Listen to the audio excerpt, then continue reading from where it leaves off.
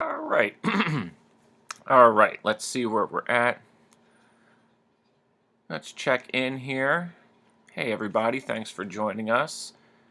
And look at this. Oh, my goodness. Everything's red. The world is on fire. We are down 2.43% today.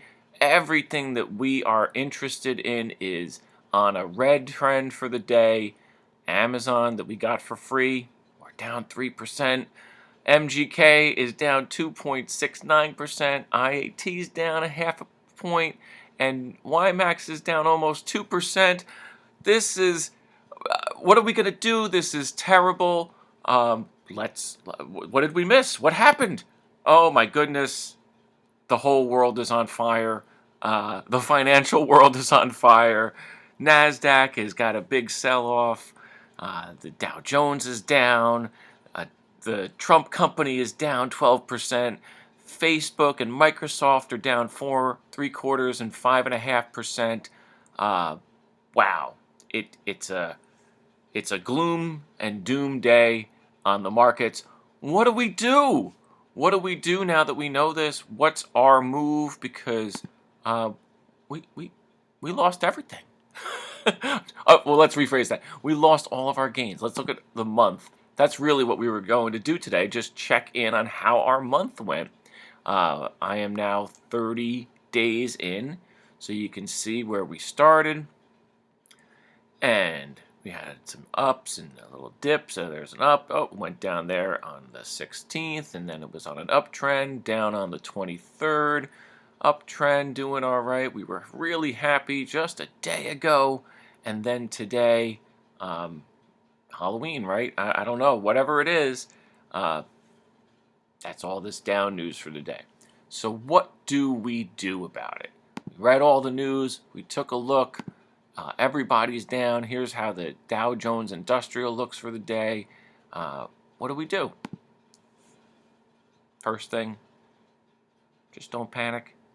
We probably do nothing. But let's just take a look where we're at, okay?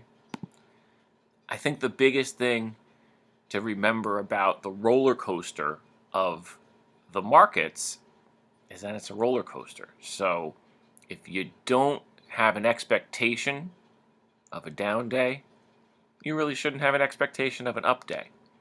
Really, the move, I believe, if I had lots of extra money, would be to buy more today. Because in theory, if we were happy buying when things were around here, and we're now below that mark 30 days later, this stuff's kind of on sale right now. Maybe. Kinda. I could be totally wrong. Somebody else out there is probably yelling at the screen. But I see it as if I had more money, maybe I'd actually use it to push in right now because everything's down. We might actually be able to get MGK, which is our number one investment item here, at a discount. But who knows, right? It's a big dip on the day, and that's because those companies that we saw in the news are a big piece of it, right? Amazon is 6%, Meta is right here at almost 4.9, almost 5%. So when big companies that we have a big chunk in this fund have a bad news day, we're going to see that in depreciation, in losses to what was total return. So that is a wake-up call to some people who maybe believe, hey, I just put my money in and it's always good and I can take it out whenever I want and I'll always have more of it. Not today, right? If it turned out I needed this $400 that I started with today for some reason, I'd actually only get about $397.91, right? Oh, no, up to $398. So I'm losing $2 or almost $2 on my initial investment. That's not what we want. We want to gain value. But that's if I sold it today. If I do nothing, this is the roller coaster. And maybe the markets are still open for another 50 minutes or so. Maybe it's on its way back up. Maybe other people have the same thought that I had just now, which is, hey, 320 and change is actually pretty good. Maybe I should get some more. I think if I had extra money today, I'd probably be into that, but I don't get paid till tomorrow. I'm not willing to loan myself from tomorrow's paycheck today just to try and take advantage of some timing. I don't think that's how this works well for both the sanity of the investor, the person, and the money on the market. I think the money is going to do better when you can just buy in on average when you have the money committed for that, which I might have tomorrow. We'll see after I do some personal finances and see where everything is at. But the big thing to remember when you see things go down on a down day like this is that's part of what you have to expect. There's going to be days like this. Maybe this will make the news tonight as the evening news, and they'll talk about how bad the markets are. To me, that's like this sign I should probably buy if that's what they're telling me, because things are on sale. Things are cost less than maybe what they normally would. But this is going to happen. This is part of what you have to be prepared for. So again, remember,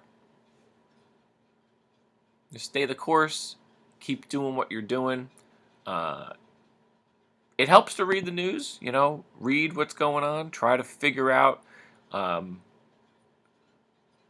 if there is an opportunity for you there. But really, you can also just treat it like you set it and forget it. I'm so confident in what we own in this ETF that Facebook having a down day in the news, Amazon having a down day in the news, that kind of turns everybody down, right? That's like such big companies having bad news or less than wonderful news can lead to that. But try not to panic. Again, we just wanted to review where we are, mostly on the main item after 1 month. And you can kind of see as the graphic loads here, it's a roller coaster. And we were happy on the way up, and you feel less happy when you see these dips on the way down, but it's going to turn right back up. So tomorrow, we'll see where this is at. If the news is even bigger, if it changes my feeling about this ETF, I can sell out and only absorb a $2 loss, which is less than 1%. So it's another reason why I just really see this as such a great way to segment my money away from my checking account so it's invested. If it turns out I need this money, I can go get it. And today's not the best day for me to go get it, but I'll be okay with a 1%, less than 1% loss. I would have been happier, say I needed the money today, if I sold out of it yesterday when I had like a 2.5%, 3% gain, made about $10 on it or something like that. But it's really about a longer ride than just 30 days. What we've done over these 30 days really is model the idea of disciplined purchasing. Checking at the end of every week, seeing where I'm at financially, planning ahead with my paycheck, planning ahead with my other bills, and trying to take, for this purpose, I've been trying to do $100 a week. And with that first $100 that I started with, that would have been $500. We're coming up on a weekend now. I'm already at $600 because I added that $100 extra when I had some extra money earlier this week.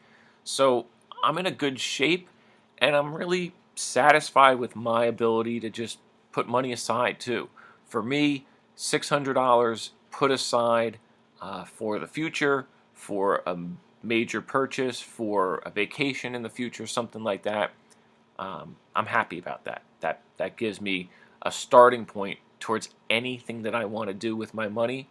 And if I need it for an emergency or some other purpose, I can go grab it. And really with the free $6 worth of Amazon that I started with, I'm kind of still up $1 on the $600 that I've put in, right? So that's it today. Just wanted to do the 30-day, the end of month update. It was a big roller coaster day today. Had this not happened, I'd probably tell a different story about how we're up so much in just a month, and isn't that wonderful and isn't that grand. That's a better story, but this isn't a tragedy. This is just a down day in the market, and we'll see where we go from here. All right? Thanks for joining me. Let me know in the comments what you think. If you have other ideas, if you have a plan for when there's a down day in the market, I'd love to hear what your plan is for that. All right, thanks so much.